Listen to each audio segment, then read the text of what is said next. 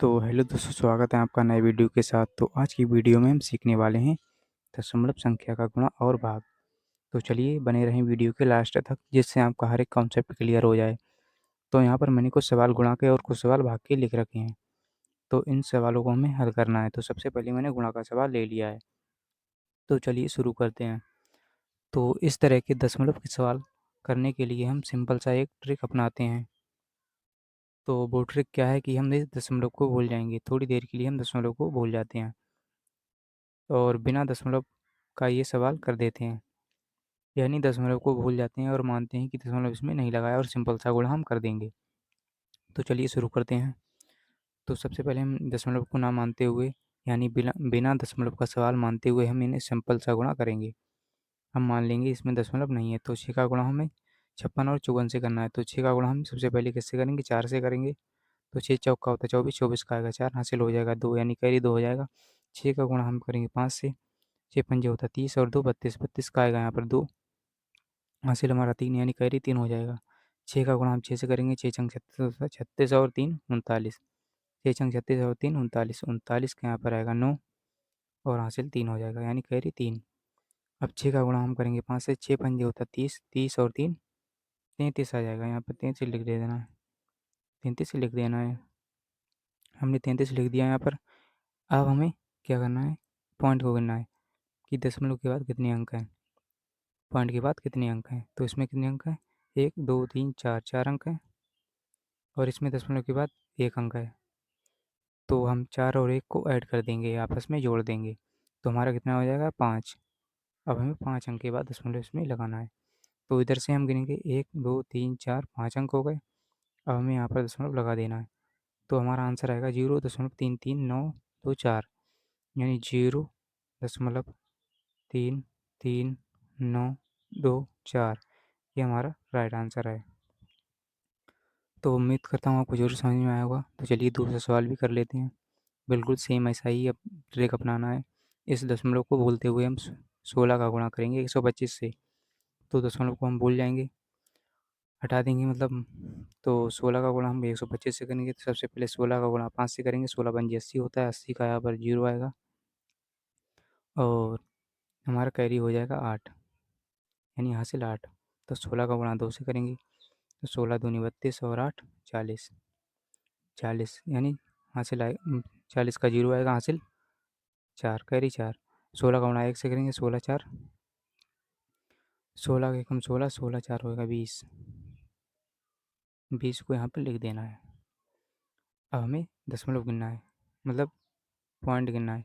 Point के बाद कितने अंक हैं इसमें? 2, 2 अंक हैं इसमें। 1 2, इसमें भी 2 अंक हैं। 1 2, 2 अंक, 4 अंक हो गए। अब 4 अंक के बाद हमें दशमलव लगाना है। तो 1 2 3 4 अंक यहाँ पर आएंगे। दशमलव मतलब दशमलव यहाँ पर आ जाएगा।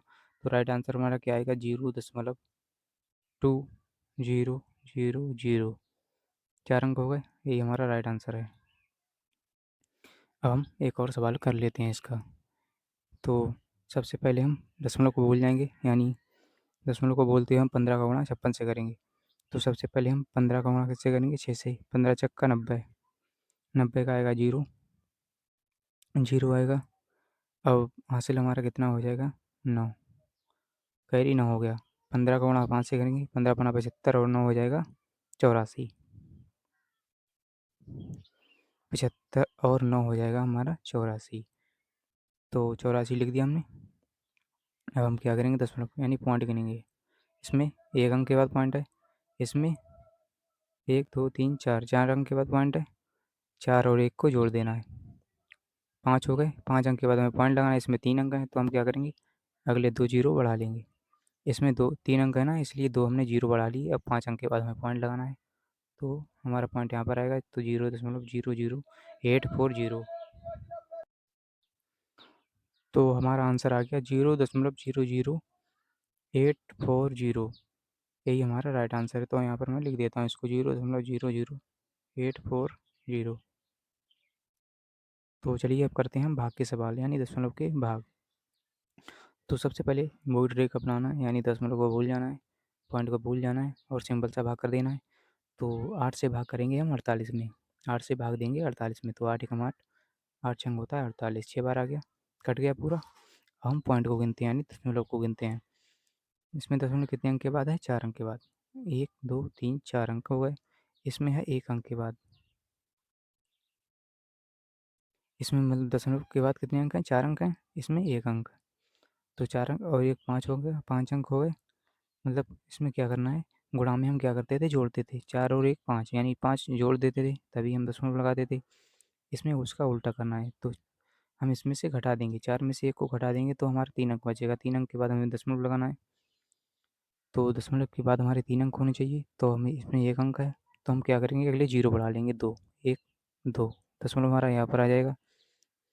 तो हमारा आंसर राइट हो गया है 0.006, यानी 3 अंक के बाद हमारा दशमलव आना चाहिए। तो 1 2 3 अंक हो गए, यही हमारा राइट आंसर है। गुणा में हम क्या करते थे कि दशमलव को जोड़ देते थे, इसमें हम घटा देंगे, उसका उल्टा करना है। तो चलिए अगला सवाल भी कर लेते हैं। अगला सवाल बिल्कुल इसके मतलब थोड़ा डिफ़िकल्ट है।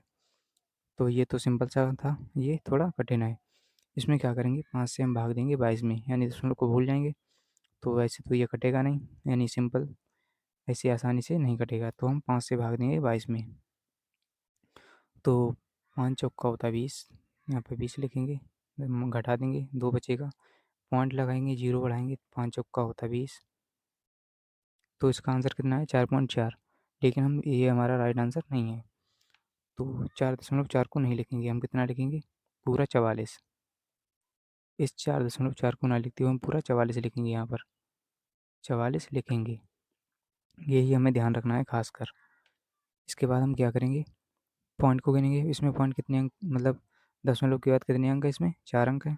1 2 3 4 अंक हैं। दशमलव के बाद 4 अंक हैं। 4 अंक हमने लिख लिए यहाँ पर। दशमलव के बाद 1 अंक है। 1 अंक है, इसमें घटा देंगे तो 4 में से 1 जाएगा 3 अंक, यानी 3 अंक के बाद हमारा दशमलव होना चाहिए। तो हम इसमें ये ध्यान रखना है कि इस संख्या को दशमलव में नहीं जोड़ेंगे। लास्ट वाली 4 को दशमलव जब भी लगाएंगे तो इसमें नहीं जोड़ेंगे। तो हमारा दशमलव होना चाहिए 3 अंक के बाद, तो इसलिए हम 2 जीरो अगले बढ़ा लेंगे और केवल हम 4 को ही गिनेंगे, इसको नहीं गिनेंगे जब भी दशमलव लगाएंगे।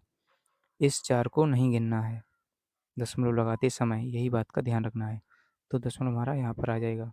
तो 0.004, यहाँ तक हमारा 3 अंक हो गया।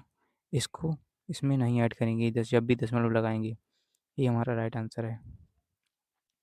तो अगला सवाल भी कर लेते हैं। अगला सवाल क्या है?